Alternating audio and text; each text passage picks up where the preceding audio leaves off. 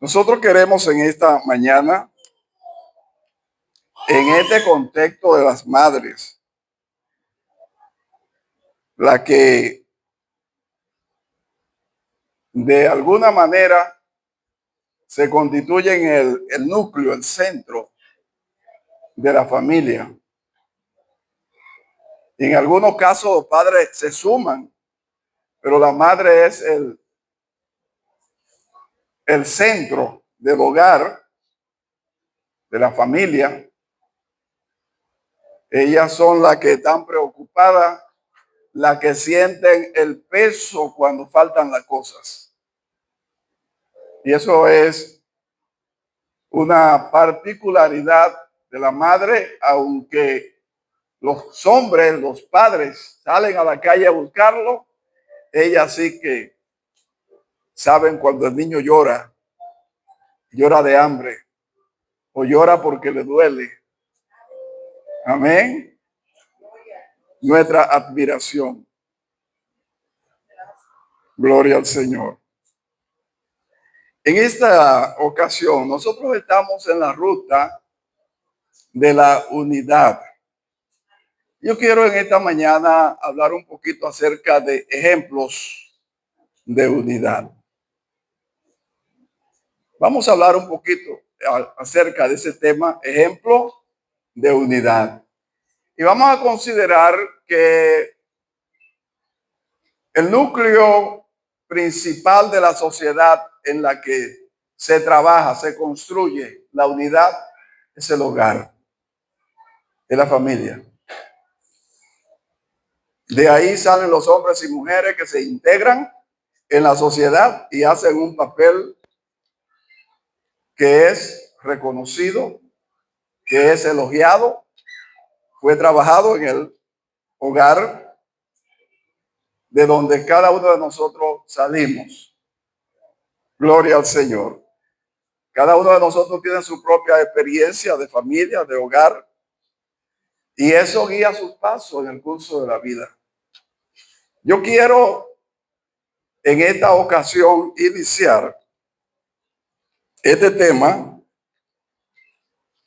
Estamos hablando de ejemplos y voy a iniciar con un ejemplo en la Biblia que está en el libro de Génesis, capítulo 11,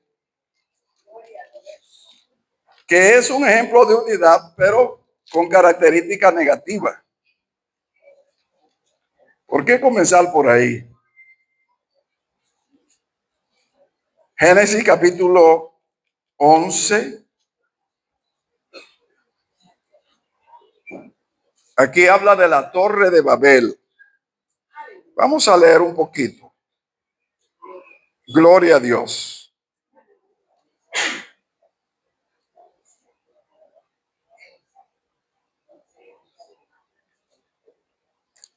Gloria al Señor. Leemos para gloria de Dios en el nombre del Padre, del Hijo y del Espíritu Santo. Tenía entonces toda la tierra una sola lengua y unas mismas palabras.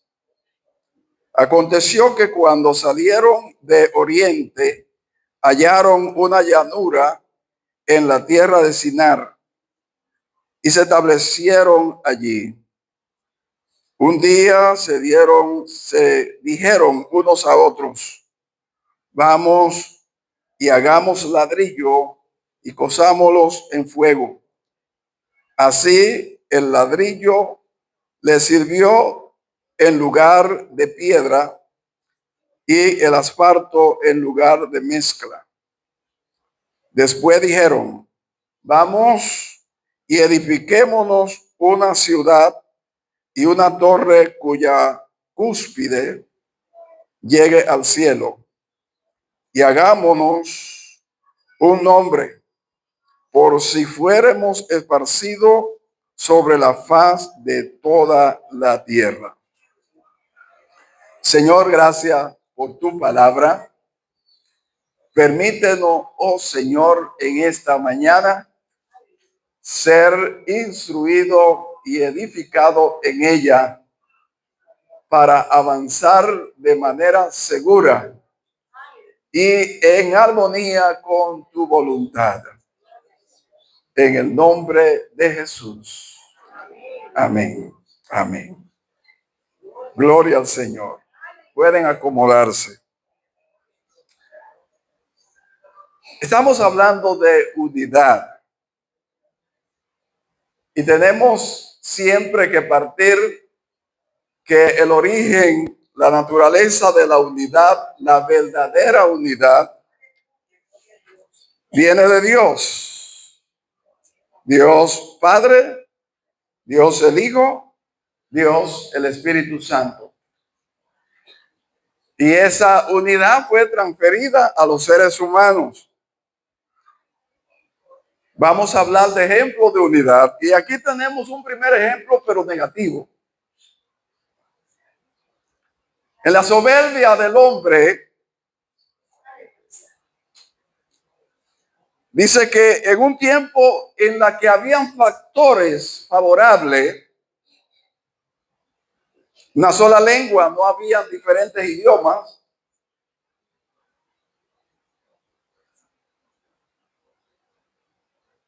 no señala aquí quién era el cabeza de esta convocatoria, pero hubo una convocatoria de esa comunidad.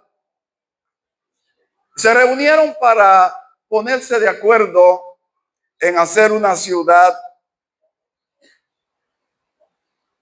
y levantar una torre, dice más adelante, que llegue al cielo. Y comenzaron a construir la torre, la ciudad.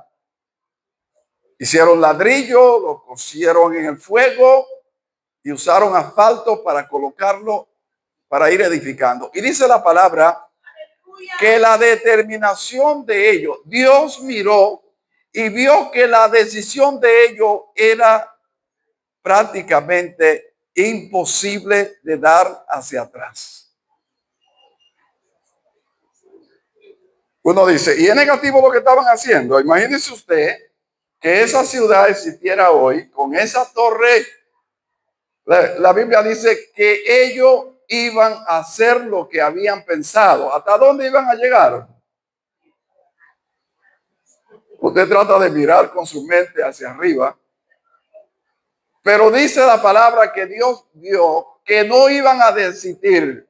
Y para que no hicieran esto, confundió sus lenguas. ¿Y cómo podían comunicarse para darse la orden de qué había que hacer? Era imposible porque ninguno de ellos hablaban el mismo lenguaje a partir de ese momento. ¿Qué es lo que queremos resaltar aquí? La determinación de unirse con un propósito, de ser uno en el pensamiento y en lo que había que hacer y estar dispuesto para hacerlo. Es un buen ejemplo en términos de tomarlo en cuenta con un mal contenido. Amén. Gloria al Señor.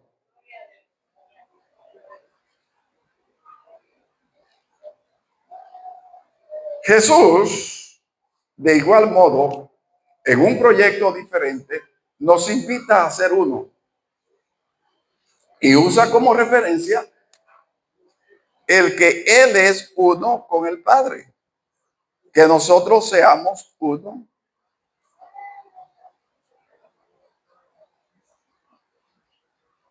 Del mismo modo que Él es uno con el Padre. La unidad tiene un origen. La unidad tiene un fundamento. La unidad tiene un destino, un propósito. Gloria al Señor. Y nosotros que hemos creído al Evangelio de Jesucristo es nuestro norte. Gloria al Señor. Y aunque en diferentes momentos nosotros tengamos el compromiso de hacer otra cosa que necesariamente no apuntan hacia los asuntos del reino, nosotros como miembros del reino de Dios en Cristo Jesús, en nuestra esencia, debemos estar orientados, encaminados de que esa unidad en la que nos ponemos de acuerdo y que no es parte de la edificación del reino, que no riña con eso. Gloria al Señor. Todo lo que hacemos aquí aporta o va en la dirección del evangelio. Necesariamente no. Pero la motivación que tenemos para ponernos de acuerdo sobre algo debe ser bueno, agradable, perfecto, que Dios lo apruebe. Y esa unidad va a prosperar. Gloria al Señor. Gloria a Dios. Hay personas, por ejemplo, que establecen sociedades empresariales y producen bienes que acomodan su vida, pero también dan oportunidad a otras personas que puedan en esa estructura, en esas condiciones, dar respuesta a sus necesidades. Excelente. Quien usa sus recursos, sus habilidades, su capacidad, su modo de pensar y de actuar, que pueden producir bienestar colectivo. Excelente. Gloria al Señor. No es malo. Es bueno que esa unidad se fortalezca, crezca y produzca los beneficios deseados. Gloria a Dios. Pero hay una unidad que se plantea, que tiene un horizonte, un fluir diferente, que no es de carácter humano, material, terrenal, es de carácter espiritual. Lo que nosotros vimos aquí en Génesis 11 era el ego, era la soberbia, era el interés, era el orgullo de los seres humanos. Gloria a Dios. Cuando hablamos en nuestro contexto de la unidad, y en este caso, estamos hablando de aquello que nos une en Cristo Jesús, que nos hace uno como Él es uno con el Padre. Gloria al Señor. Y yo quiero, como ya dije, hablar un poquito acerca de ejemplos de unidad. Ya dijimos uno, la ciudad o los moradores de Babel que decidieron construir una ciudad y levantar una torre que llega hasta el cielo. Cuando yo veo viva la torre hacia arriba, digo, ¿hasta dónde va a llegar si el cielo no tiene un tope? Gloria al Señor.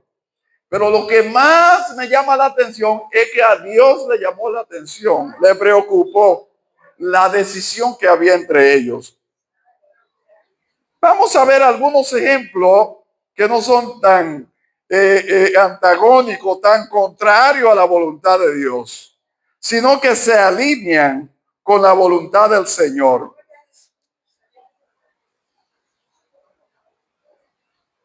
María y José se enamoraron.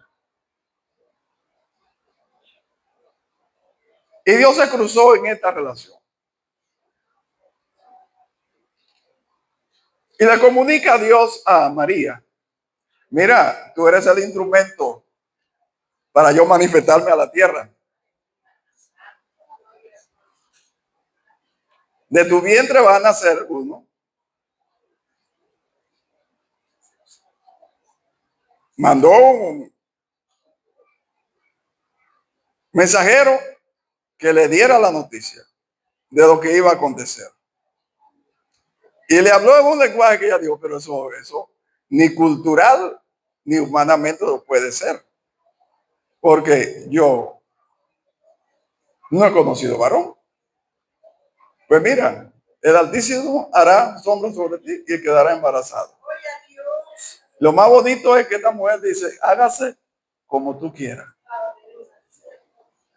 Y eso le trajo mucho problema a María. Cuando José se dio cuenta que esa mujer estaba embarazada, dijo, me voy, por donde sea más cerca. Y la Biblia lo presenta a él como una persona justa, porque en Israel, cuando una mujer salía embarazada que no era de su hombre, la apedreaban. Levantaban un montón de piedra que las generaciones preguntaban, ¿y quién fue que terminó ahí? Y José dijo, no, yo no quiero hacer eso para María.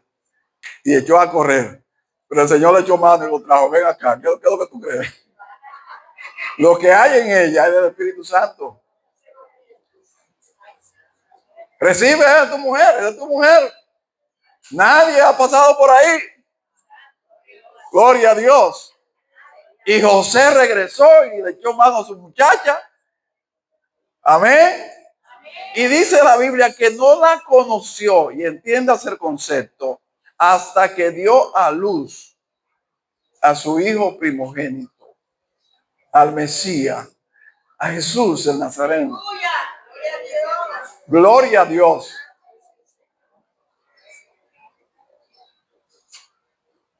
Y esta pareja cumplió con el propósito de Dios, en la que Dios había determinado de antemano traer un Salvador a la tierra para liberarnos de los efectos del pecado, que es la muerte. Y esta mujer y este hombre que habla en Mateo capítulo 2, versículo 14, nos mostraron cómo estuvieron dispuestos a mantenerse unidos y levantar una familia, y sobre todo que en su vida se cumpla la voluntad de Dios. Gloria al Señor. La Biblia dice que si dos se pusieran de acuerdo sobre algo, lo van a lograr. Si dos o más se ponen de acuerdo sobre algo, lo logran. La unidad es un factor determinante que une fuerza, determinación, capacidades, recursos y todo lo que sea necesario para un fin. La misma Biblia dice que dos es mejor que uno, y lo expresa en diferentes escenarios. Cuando yo leía eso, pensaba a la vida de campo, en que los muchachos dormían juntos en una misma cama, en un espacio, en un lugar donde hacía mucho frío. Si era uno, se iba a helar. Pero si eran más de uno, uno al otro se calentaban.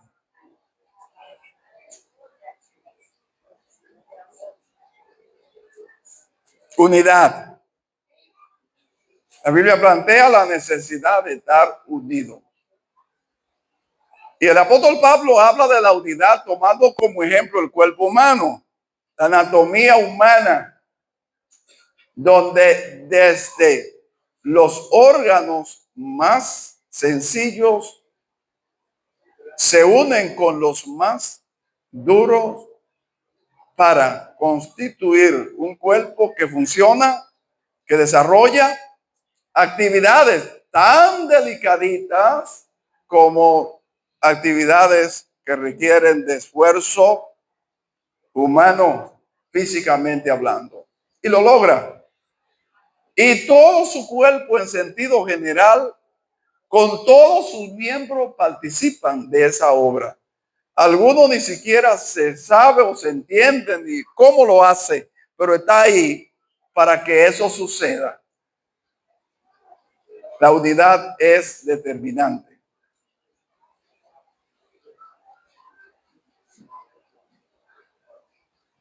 Jesús, cuando habla de la iglesia, en la que se establece que Jesús es la cabeza de la iglesia, él dice, él está hoy a la derecha del Padre, dice la Biblia.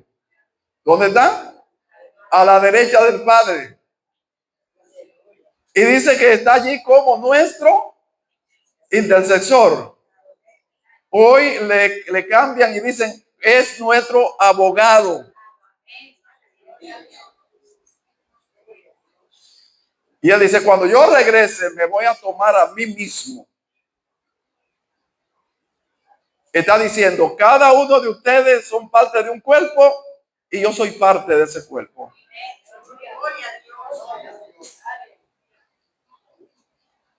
Estamos hablando de proceso, de situaciones en la que se da un producto, en la que aunque hayan diferentes miembros, son un solo cuerpo. La unidad se considera matemáticamente como ese valor completo. Dice uno, un mango, un grano de habichuela, un grano de maíz, una semilla de cualquier tipo, es una unidad que para los fines que fue creada cumple con su rol. No es un pedazo, no es una partícula, no, es uno de manera completa, con la capacidad de cumplir con su rol. ¿Somos los seres humanos una unidad? Sí. Dentro de la gran población mundial somos un número de la totalidad de todo lo que habitamos el universo. Y cuando se anula un número de eso, hay uno menos. Así que la gran cantidad depende desde el origen de la unidad. No pueden haber muchos sin comenzar por uno. Gloria a Dios. Pero en este caso, la construcción de un cuerpo alrededor de la persona de Jesús, que es la cabeza, demanda el que en el ambiente en que nosotros nos movemos y en esa dirección debemos ir, actuemos como uno. Para actuar como uno hay que pensar cuál es el fin de la unidad. ¿Cuál es la dirección de la unidad? ¿Cuál es el propósito de la unidad? Cuando esa unidad actúa, ¿cuál es el producto, el resultado? Y eso va a direccionar, va a alinear cada uno de los miembros, que aunque somos diferentes, aquí no pasa el problema de la Torre de Babel, que el simple hecho de cambiar el lenguaje se terminó el proyecto. Porque cada uno en particular está alineado sobre uno que es la cabeza y indudablemente vamos a ir en la misma dirección. Gloria al Señor. Yo quiero compartir una idea sobre este proceso. Somos creyentes y nos reunimos aquí 1, 2, 3, 4 días a la semana. Y es posible que cada uno de nosotros en ese tiempo de la semana, en uno de esos cualquiera de los cultos, usted lleve un elemento que lo motiva, que lo anima, que lo activa.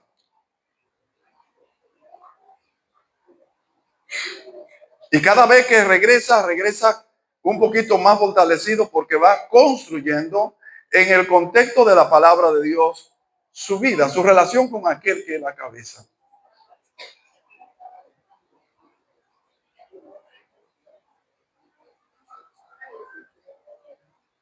Cada uno de nosotros está claro que el destino de la iglesia es el reino de los cielos.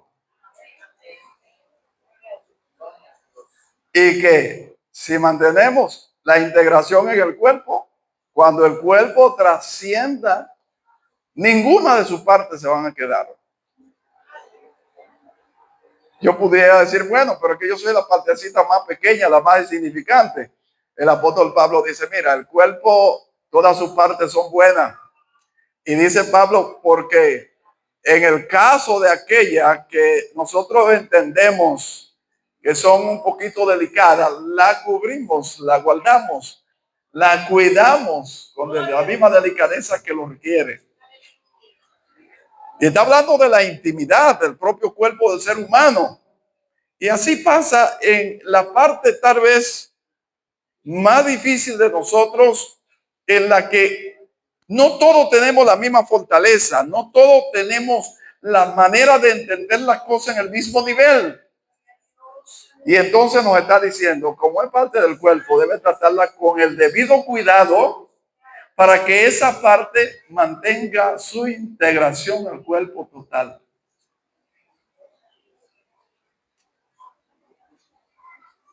No, pero ven acá, si hay una situación en la que alguien está teniendo una conducta que no afina con la naturaleza del todo, pero que hay que dejarla afuera y seguir la ruta y llegamos más fácil, con menos problemas. Ajá. Ah, pues Cristo solamente murió por mí. El que se cree fuerte y cree que tiene resuelto todos los problemas para alcanzar el propósito de Dios en su vida. Lo más interesante es que al final todos vamos a llegar juntos. El fuerte no irá adelante, el que tiene recursos no se adelantará, no estará en una estación en el espacio varias millas que le dará ventaja frente a los demás.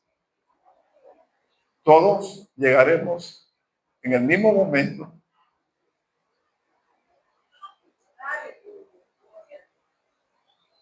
en la misma condición.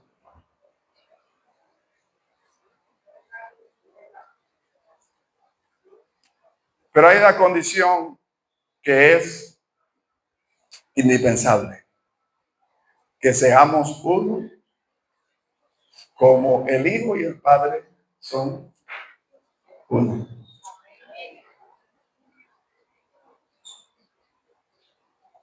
Creo que el hogar, a donde está papá y mamá, los hijos, los hermanos, y a veces un poquito más allá, es un buen espacio para trabajar la construcción de la unidad.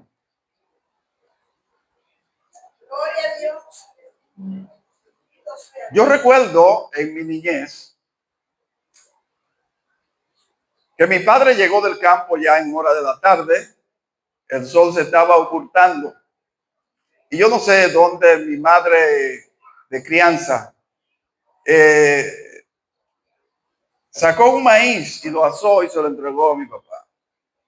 Estaba sentado en la silla, yo estaba a la izquierda de mi padre y a la derecha mi hermano mayor que yo. Le entregaron el maíz a mi papá y él cogió, lo cortó en trocitos y lo repartió. Mi hermano que está a la derecha le entró a dos manos y yo comencé, como decían, a milinguiñar. Sí, granito a granito y mirándolo a él.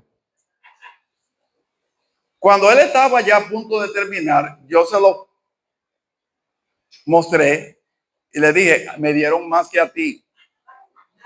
Y aparecieron esas dos manos como dos grúas y cogieron ambas partes de maíz y la cruzaron.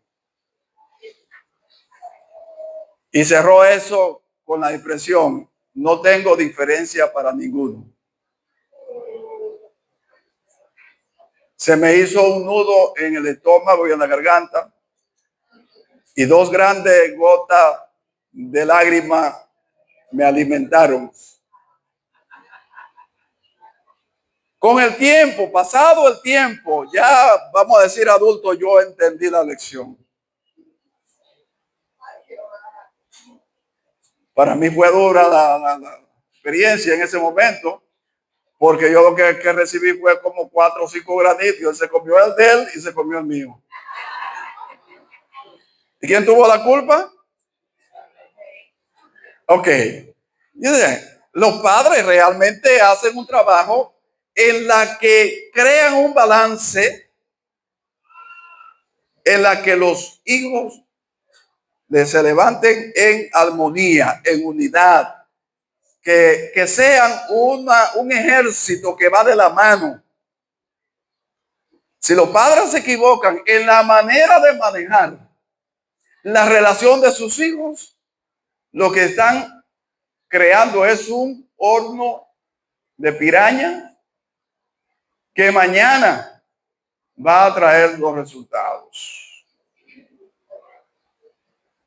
¿Usted cree que me fue agradable lo que hizo mi papá? Para nada. Pero me ha servido para mucho. Porque en el desarrollo de mi vida familiar, yo he tratado de mantener el equilibrio entre mis hijos en cuanto dependa de mí. Yo nunca le he preguntado si alguno se sintió menos o más. Yo nunca le he preguntado si de alguna manera mi manera de proceder con ellos le demostró a ellos tener privilegio con algunos de ellos. Pero yo le puedo decir que mi sentir como padre es que mis hijos puedan tener sanidad emocional y puedan mantener ese nivel de armonía en la que se puedan apoyar mutuamente.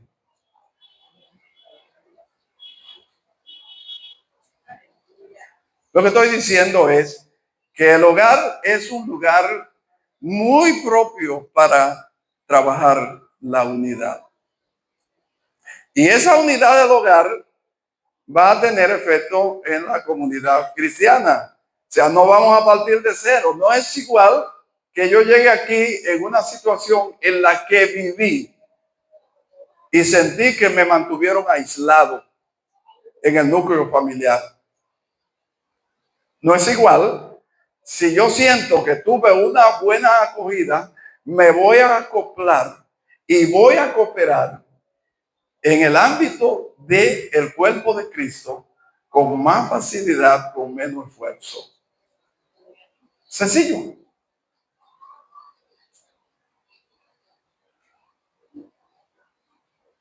Uno diría, pero en el caso, la mayoría de los que estamos aquí ya tenemos familia, ya hemos formado una familia y tenemos nuestros hijos. ¿Cómo dar para atrás? No hay forma de dar atrás. Hay que sobre esa base corregir.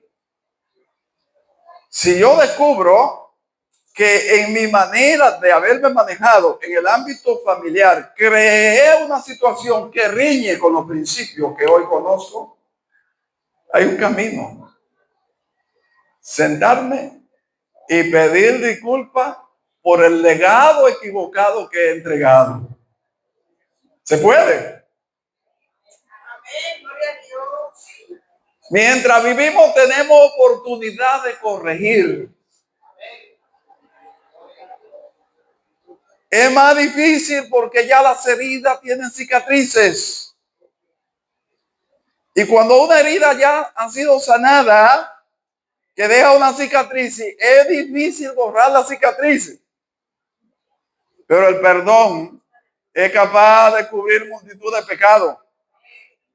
Y si soy yo como padre el que se dobla para decirle a su hijo, a su hija, he fallado con ustedes en esta parte. Me he manejado de tal manera que he creado distanciamiento entre ustedes.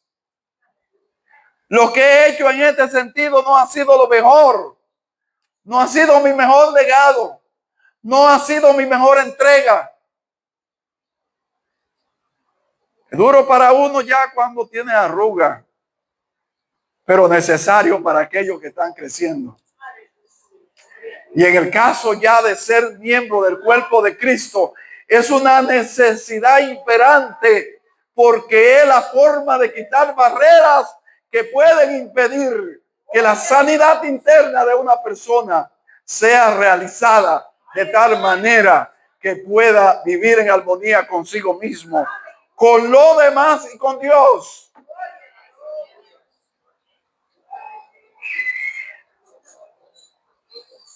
De alguna manera todos tenemos algo que corregir, que enmendar, que restaurar. Y el llamado aquí es que debemos chequear qué cosas deben ser movidas de su lugar. Estamos a tiempo. Esa es la gran verdad. Estamos a tiempo. Pero que cuesta demasiado doblarme frente a los míos. Lo que tiene una forma de verme de tal manera, no, que me vean como quieran, pero tengo la necesidad y el compromiso de. Quiero concluir aquí. El hogar es el lugar de encuentro donde nosotros podemos crear las bases propias, adecuadas para una unidad cuyo fruto, cuyo resultado no solamente se cosechan aquí, sino en el cielo. Y aquí termino con el término que dice: ¿de qué me sirve a mí haber granjeado y tener de mi lado todo el mundo y finalmente mi alma se pierde? Todo lo que cueste esto hay que hacerlo a cambio de preservar aquello que nosotros tenemos como destino. Aleluya. Aleluya, Dios. Hay una canción por ahí que dice que el tabaco es fuerte. Así es. Es una palabra incómoda en el contexto de la iglesia, ¿verdad que sí? Pero quiero tomarlo como un referente en la que usted dice: no, eso es muy difícil. Yo no puedo hacer eso. Y uso el término de este artista: el tabaco es fuerte, pero hay que fumarlo. Las situaciones a veces son difíciles y se nos hace difícil doblarnos, pero hay que hacerlo.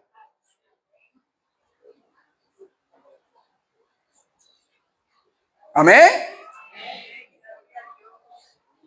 Cuando uno se sienta y hace un recorrido en su vida, va a encontrar baches, va a encontrar situaciones que uno provocó y que no ha corregido. Y posiblemente no mide cuál ha sido el resultado, qué situaciones están de por medio en esa comunidad, la familia, o en esa comunidad del barrio, o en esa comunidad de los compañeros de trabajo, o en esa comunidad donde te ha desenvuelto y en algún momento ha procedido de manera que ha lesionado a alguien. Y frente a esa condición, la unidad se fracciona, se rompe. Y es nuestro compromiso retomar y ser capaces de pagar el precio que esto cuesta.